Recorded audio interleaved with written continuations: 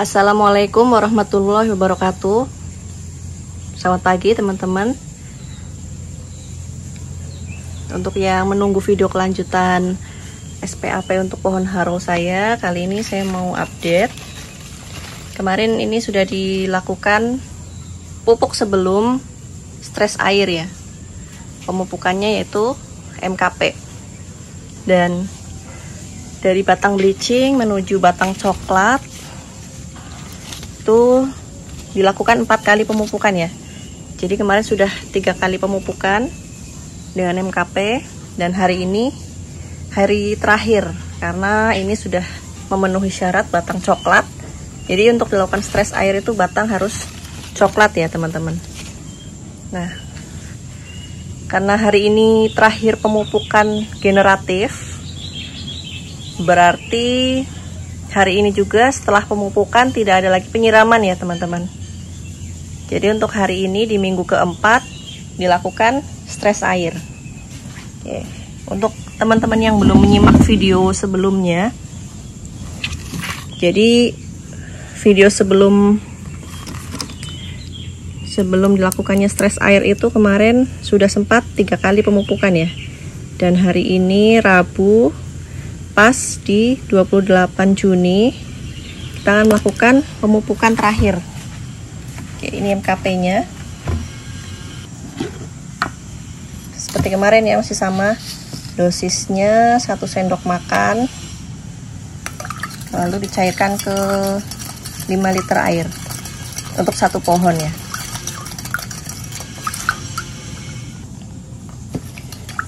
Baik teman-teman, ini sudah larut MKP 1 sendok makan. Terus kita cairkan lagi, tambahkan ke air 5 liter.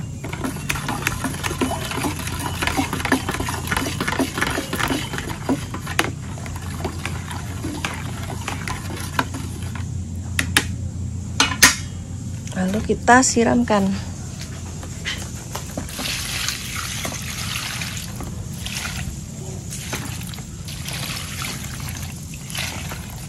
Oke, jadi hari ini penyiraman terakhir ya teman-teman. Untuk selanjutnya kita nggak akan menyiram, jadi alat penyiramannya kita matikan. Kemudian jangan lupa media tanamnya kita tutup pakai plastik. Kalau ini saya pakai plastik UV ya, karena di sini lagi musim hujan. Kita tutup supaya medianya nggak basah.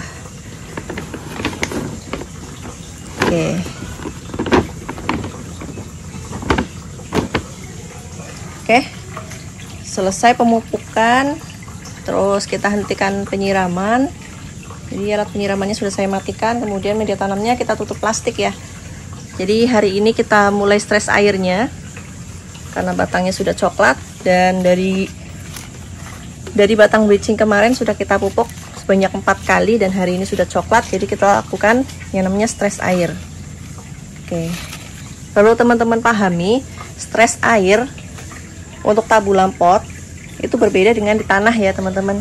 Ketika di tanah itu tanpa penyiraman sama sekali, itu pun stres airnya tercapai kurang lebih 1 bulan. Nah, sedangkan kalau di pot, apalagi tanam di rooftop seperti saya, ini kemungkinan 2-3 hari sudah langsung kering. Nah, nanti yang akan saya lakukan adalah kita cek terus media tanamnya, jangan sampai yang kekeringan, yang sangat kekeringan itu dihindari ya, karena kita nggak mau ada kerusakan. Jadi stres air itu cukup dengan mengurangi penyiraman. Jadi penyiramnya sedikit sekali, mungkin sekitar setengah liter. Pokoknya kita pantau aja medianya, jangan sampai sangat kekeringan, karena tujuannya bukan untuk menyakiti pohon ya, tentu saja. Tujuan stres air itu ya kita menahan laju pertumbuhan tanaman, jadi supaya pucuknya itu gak ada kekuatan untuk tumbuh lagi ya. Kalau kemarin masih dipupuk MKP. Ini pucuknya masih tumbuh tapi nggak sesubur saat ada nitrogen ya. Nih. Nanti ketika stres air, ini akan benar-benar berhenti tumbuh ya pucuk-pucuknya. Jadi tujuan stres air bukan untuk supaya pohonnya mati ya, tidak, tapi untuk menahan laju nutrisi nih supaya tidak ke pertumbuhan, tapi tertahan di batang. Jadi nanti ketika pemangkasan, nutrisi yang tertahan itu ketika dipangkas dia akan muncul dalam bentuk bunga ya. Ini akan menjadi buah. Kurang lebih seperti itu. Stres air juga sebagai peralihan antara masa vegetatif yang tadinya kita tumbuhkan ke atas, nah kita hentikan. Jadi kita menghentikan fase vegetatif. Jadi ini masa peralihan dari vegetatif menuju ke generatif. Jadi untuk kemarin pemupukannya memang pupuk vegetatifnya sudah dihentikan ya. Pupuk-pupuk mikro juga sudah dihentikan, benar-benar cuman kalium dan fosfat selama 4 minggu. Dan kali ini kita benar-benar akan menghentikan pertumbuhannya dengan tidak menyiram. Atau menyiram tapi sangat sedikit ya teman-teman. Kita pantau medianya jangan sampai kekeringan dan mati, karena resiko juga kalau tidak disiram sama sekali nanti akan mati. Kita pantau medianya, jangan sampai benar-benar kering. Kita siram sedikit, mungkin sehari sekali sekitar setengah liter aja. Dan nanti kita lihat ketika stres airnya tercapai, karena saya baru pertama kali melakukan stres air juga, jadi belum tahu berapa hari perkiraannya. Oke, nanti harapannya ketika kita lakukan stres air itu akar ya, terutama akarnya itu akan tergantikan ya, sama seperti kita melakukan pruning ya. Kalau kita pruning, pohonnya kita pruning, kita juga akan menumbuhkan tersier baru yang lebih produktif. Nah, akar juga seperti itu. Kita setelah tidak melakukan penyiraman, akar yang lama akan kering, otomatis kering dan mati ya. Tapi akar pokoknya, akar besarnya itu masih ada. Nah, ketika nanti kita akan siram, setelah stres air kita siram, nah harapannya si akar yang besar tadi dia akan memunculkan lagi akar baru, akar putih ya, yang akar aktif mencari nutrisi. Jadi ketika kita pangkas dibarengi dengan tumbuhnya akar putih yang banyak, itu pastinya akan mendorong pertumbuhan generatifnya ya, mendukung pertumbuhan generatifnya. Jadi buahnya nanti bisa lebih bagus. Tapi untuk teman-teman, ini metode stres air itu bukan satu-satunya metode pembuahan anggur ya. Ada banyak cara yang bisa dilakukan untuk membuahkan anggur, kalau hanya untuk membuahkan ya. Tapi di sini saya melakukan stres air dan tertarik untuk stres air itu karena untuk regenerasi akar ya. Kalau menurut saya sih ada salahnya kita coba stres air ketimbang nanti 2 tahun kemudian potnya penuh, ujung-ujungnya potnya penuh dengan akar. Lalu kita bongkar metan. Bongkar metan itu bukan pekerjaan yang mudah ya teman-teman, apalagi potnya sangat banyak, dikerjakan sendiri itu sangat-sangat nggak bisa dibayangkan lah kalau untuk saya.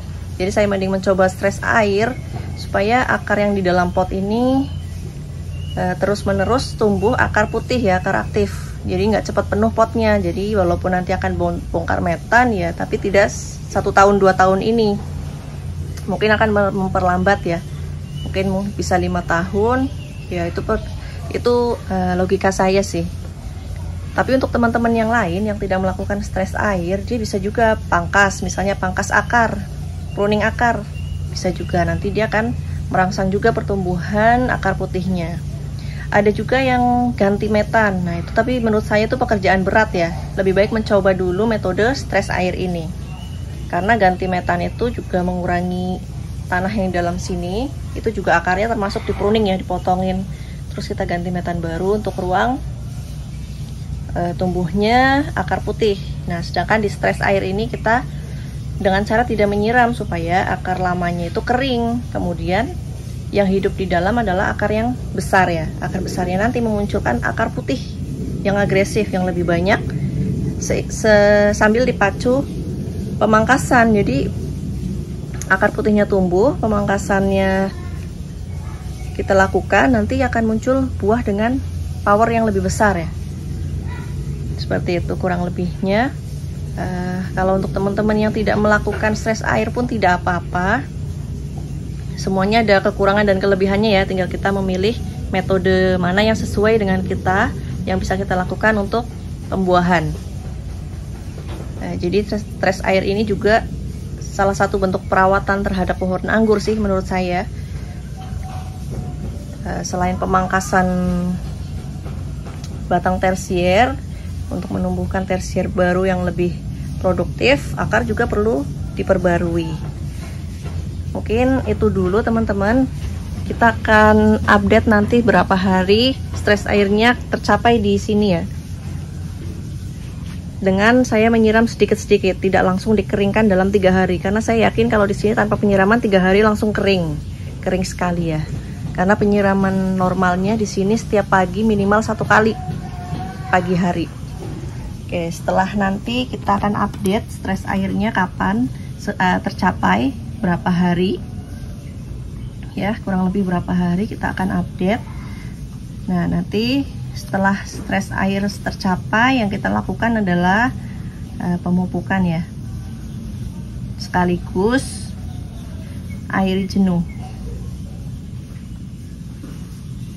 Jadi kita pupuknya pakai KNO3, atau kalau teman-teman punya boleh kohe fermentasi ya.